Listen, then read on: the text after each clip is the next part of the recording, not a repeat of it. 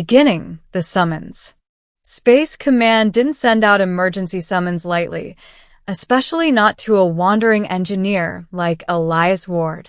He wasn't a soldier, not a pilot, not even a diplomat.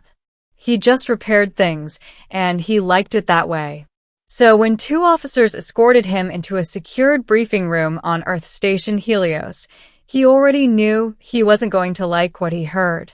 General Mercer stood at the center of the holographic console. Elias, we have a situation. A royal emissary from the alien empire of Zoralis arrived today with a demand. The hologram flickered to life, a towering silver-skinned monarch, crown like woven crystal, eyes glowing violet. She spoke. The Zoralian crown demands a human male, not a soldier, not a politician, a naturally born Terran. The queen herself has requested one for her daughters. Elias swallowed. Why would they ask for a human? What does that even mean? That's why you're here, the general replied. They didn't ask for a category of humans, they asked for you. By name. Elias's heart froze. He had never even met an alien, so how could an entire empire know him? Middle, a royal secret.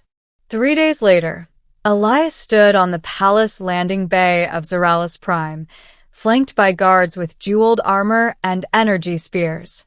Towering gold spires pierced the sky.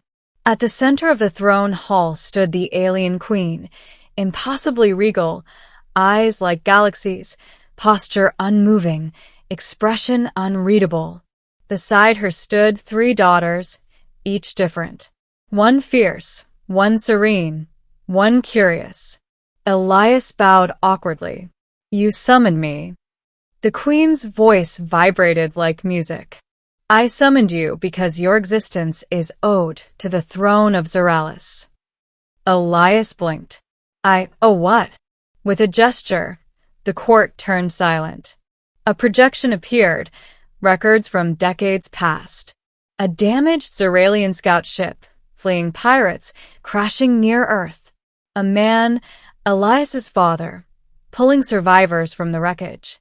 A final exchange, a vow of gratitude from the queen herself. Elias stared in disbelief. My father never told me any of this.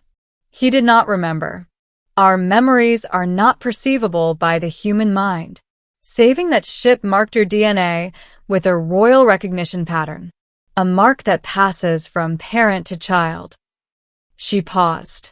You are the chosen human. For what? Elias asked cautiously. The eldest daughter stepped forward, tall, fierce, battle-ready, to forge alliances by lineage. The second daughter, quiet, graceful, spoke next, to unite the crown and earth without war. Then the third, bright-eyed, curious, whispered, to learn what humans are like, to learn you. Elias backed away. So this is a what? Breeding? Political ownership. The queen raised a hand. No. It is the right to choose. Then why demand me by name? Elias asked. Because the throne is collapsing, the queen answered. Her voice trembled slightly for the first time. There is rebellion across our worlds. If I fall, the empire fractures, and billions die. Zoralis must choose a successor. My daughters cannot take the throne together, but if one is chosen by the marked human, then the prophecy of unity will be fulfilled. The empire will rally behind her. Elias stared at the daughters. So the request wasn't about claiming him. It was about saving their entire civilization. But he still had the right to say no. What if I don't choose any of them? Then Zoralis tears itself apart, the queen answered softly. And Earth will one day burn in the fallout. The room fell silent. Elias had suddenly become the deciding factor in a galactic civil war. Middle Part 2. Courtship of the Princesses. The queen granted him time, 10 days to decide. Each princess was allowed to spend time with him, not to persuade him, but to allow him to understand them. The first daughter, Arka, warrior, leader of armies, fierce but honorable. She took him to training grounds and battle simulations. "We fight not because we want war," she said. "We fight because every rebellion threatens the innocent." When she spoke of leadership, Elias realized she carried the weight of every soldier she ever lost. The second daughter, Sarah. Reflective, spiritual, diplomatic. She walked with him through gardens that floated in the air, studying his thoughts and emotions. "People do not need to be ruled," she said. "They need to be guided." Her compassion was real, dangerous in politics, but powerful in peace. The third daughter, Lyri. Inventor, explorer, playful and brilliant. She took him to laboratories filled with holographic galaxies. "I don't want the throne," she admitted. "I want to change the universe, but I cannot abandon our people." She wanted discovery, not power. Each daughter surprised him. None of them fit the stereotype of royalty. Each one saw him not as property, but as a bridge, a future, a partner. Elias's heart began to ache with the burden of choice. Climax, the assassination attempt. The decision day arrived. As Elias walked toward the throne room, the air trembled, an explosion ripped through the palace, and masked rebels swarmed from every direction. They weren't after the queen. They were after Elias. "If the human dies," one rebel screamed, "the prophecy can never be fulfilled. The royal bloodline falls." A spear streaked toward Elias, but Arka leapt in front of him.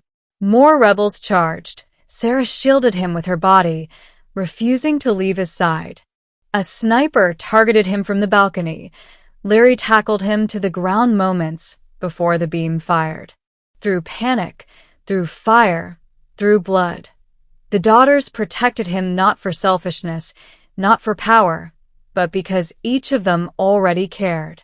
Finally, the queen appeared, unleashing a shockwave that decimated the attackers.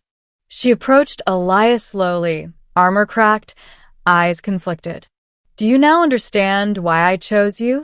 Elias nodded. He wasn't chosen because he was male, not even because he had power. He was chosen because humans make choices from the heart, not instinct, not tradition, not duty. And that was the kind of leader the galaxy needed. Ending the decision.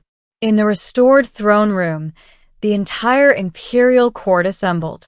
Elias stood before the queen and her 3 daughters. The queen spoke solemnly. "Zeralis awaits your decision. Which daughter stands as heir to the throne?" Elias looked at each of them. Arka, a shield for the galaxy. Sarah, a voice of compassion. Lyri, a spark of innovation. "You are all worthy," he said. "And you don't need me to validate that. But unity requires someone who can protect peace in a world built on conflict." He turned to the eldest, Arka.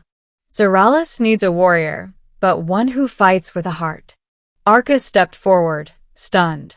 The queen bowed her head. "So it shall be." The people cheered, an empire saved. But Elias wasn't finished. He looked around the room. "I won't rule from a throne. I won't live as property or a symbol. I'll stay because I choose to, and because I believe in Zeralis. But I remain a free man." The queen answered gently. "Freedom granted.